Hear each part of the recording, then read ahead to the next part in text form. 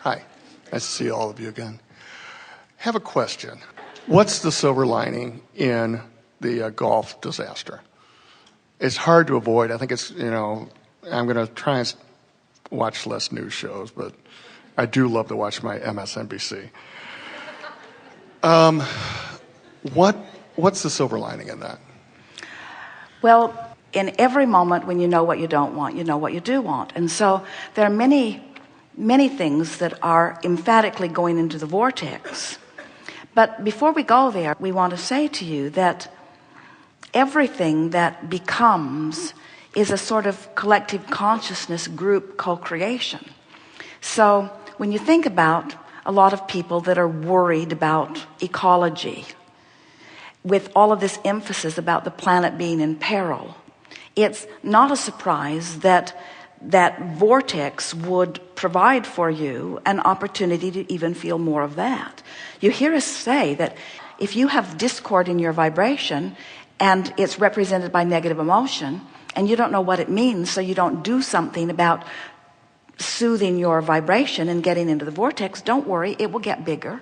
And if you still don't do anything about it, don't worry, it will get bigger. So we first want to say that when something like this happens, it is not just happening out of thin air. It is the byproduct of a lot of spinning in a lot of vortices. In other words, it happens in response to what people are thinking about.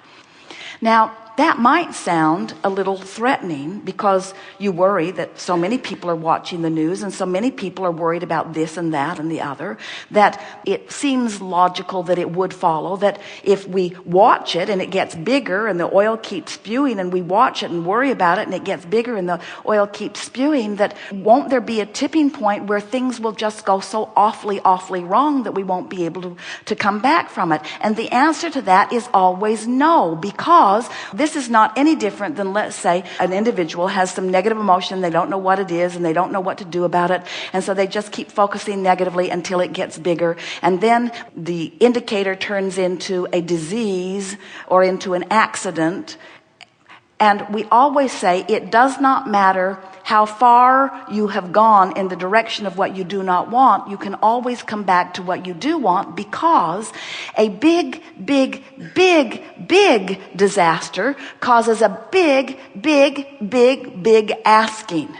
And that big asking comes into concert with the energy that creates worlds, and the well-being is way bigger than the not well-being. All that you're living right now is just a momentary manifestation that is evidence of resistance that is sort of global about things like ecology. But the good news is, and it's really good news, is that when something this big gets so much attention, a whole lot of people, whether they know they are doing it or not, are putting more planetary well-being in their vortices. And it doesn't take that many people in alignment with their vortex to bring that solution into fruition or into reality. Now, we really want to emphasize this.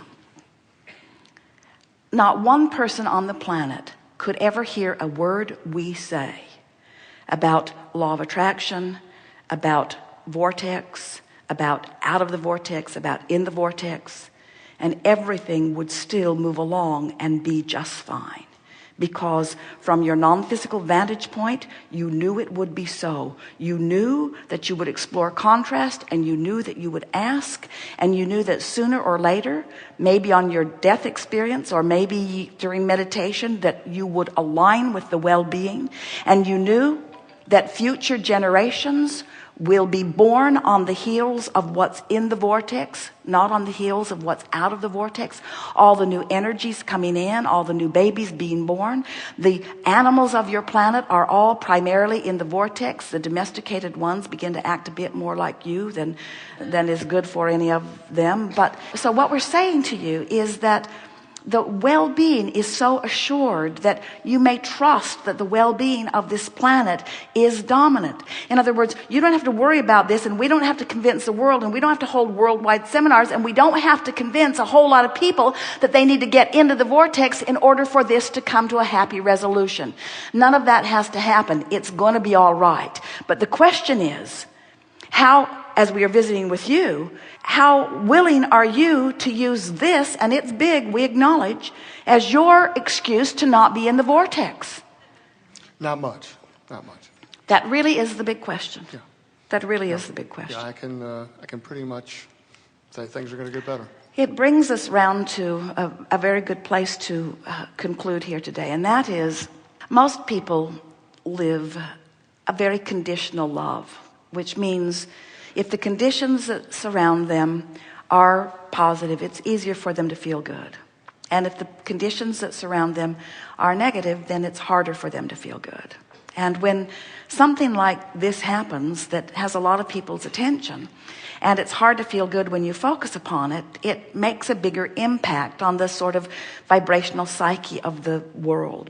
And you can feel that. People who are sensitive to energy can feel that. But the really good news, and it is really, really good news, is that anything that causes you to focus, even if it causes you to focus on a problem, as that problem is coming into fruition, into focus, the solution is too. So you said, what's the silver lining? The silver lining is that with that problem coming into focus, solutions are coming into focus for technology. Ideas are shifting about the willingness to explore the new technology. The inevitable moving from the oil-based technologies into the sun-based and the wind-based technologies is now on the table in a way that it has not been before. The money has never been there before because the money is all in the oil. But as public opinion begins to turn more will be putting more money into that. And the oil is not sustainable anyway. It's not sustainable in the sense that it is not infinite, as is nothing. Everything is evolving, but it's also not sustainable in the sense of it's not all that good for your environment. There are better ways for you to produce your energy. And that is the biggest silver lining that's coming out of all of that, because more people are beginning to turn their thoughts in the direction of that. But we don't think it's a good idea, and we would never be encouragers of anyone to want to jump on another bandwagon using something as your excuse to do it. In other words, we want you, especially those of you who are understanding, we can feel you understanding what we're talking about, problems coming into focus and solutions coming into focus too. As you recognize that the solutions are happening and you become more solution oriented, there will be a time, and not so far from now, that even before the problem has been rectified, you will stand inside the vortex and feel the power of the newness of the creation that has come out of this problem. We so want you to get it, that you are not wanting to rid your world of problems, because without problems there could not be solutions, and without solutions there is not expansion, and if there is not expansion then there is not eternalness, and then it all begins to break down. You see how it all fits together? It's all right that problems happen because it causes the solution expansion that is necessary for the sustaining of all that we are. And that is how your world, your physical earth, continues to expand. It is expanding. It is becoming more. Everything is becoming more. There will never be a time when you will cease to be, and your planet is not in peril. Your planet is on a very powerful growth spurt, and there will be a time that you will stand in your vortex and bless British Petroleum for the catalytic part they played in framing up a solution that wasn't even within sight before this big problem made you focus. Great. Great.